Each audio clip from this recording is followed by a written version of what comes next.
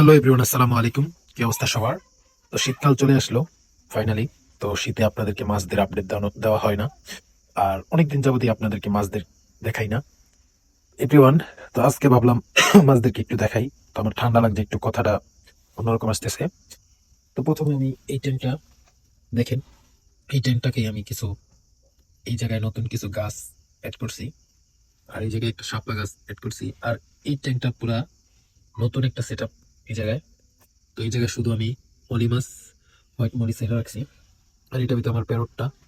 আর এই যে গাছগুলো আমি, এই প্লান্টগুলো আমি উপরে রাখছি যাতে এদিকে লতা পাতা হইয়া সুন্দর মতো, এদিকে লতা পাতা হইয়া একটা জঙ্গল জঙ্গল জঙ্গল হবে।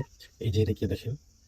তো আমার এদিকে এই পিছনে একটা দেওয়াল তৈরি করবো যাতে গাছের অনেক সৌন্দর্য হয় এভরিওয়ান। আর এই ট্যাঙ্কটা আমি পানি দিচ্ছি, তো এই ট্যাঙ্কটাকে দেখানো হয়েছে কিনা আপনারা অনেকে দেখেন নাই, তো আবার একটু দেখাইলাম। এই ট্যাঙ্কে ভালো মাছ আছে, আর এটা হচ্ছে ব্রিডিং জোন। এই জায়গায় হচ্ছে মাছের বাচ্চা সংগ্রহ করি। তো যে বড় মাছগুলো এইটার ভিতরে দিই, আর বাচ্চাগুলো সব বাইরে বাইরে হয়ে যায় যাতে মাছ অ্যাটাক করতে পারে না। তো এটা হচ্ছে মলি অথবা প্লাটি মাছের, আর এটা হচ্ছে গাপ্পি মাছের। তো এভরিওয়ান, মলি মাছের জন্য আরেকটা সেট আপ তৈরি করা দরকার, কারণ মলি মাছের বাচ্চা সাধারণত একটু বড় হয় সাইজে।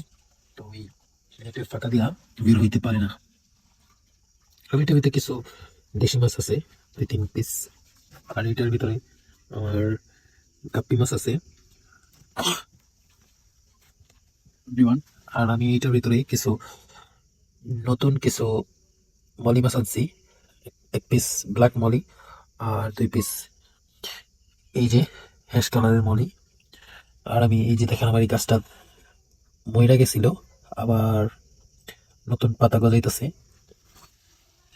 এইদিকে এই ট্যাঙ্কে এই ফিমেলটা পুরো লোডেড, হয়তো দিনের ভিতরেই আমি কিছু বাচ্চা পাবো এভরিওয়ান। দেখেন এই যে এই ট্যাঙ্কের ভিতরে আমার গাপ্পি মাছগুলো সব বড় হয়ে গেছে, অ্যাডাল্ট সাইজ। কিছু এটার ভিতরে কিছু প্লান্ট এড করে দিছি নতুন, এই যে দেখে দেখেন। তো এভরিওয়ান, গাপ্পি মাছের জিরো সাইজের বাচ্চা এটার ভিতরে আছে অনেক, আর কিছু শাপলা গাছ। দেখি এগুলো শিকড় বাকড় নিয়ে নিচে নামে কিনা। তো এই ছিল ভিডিও।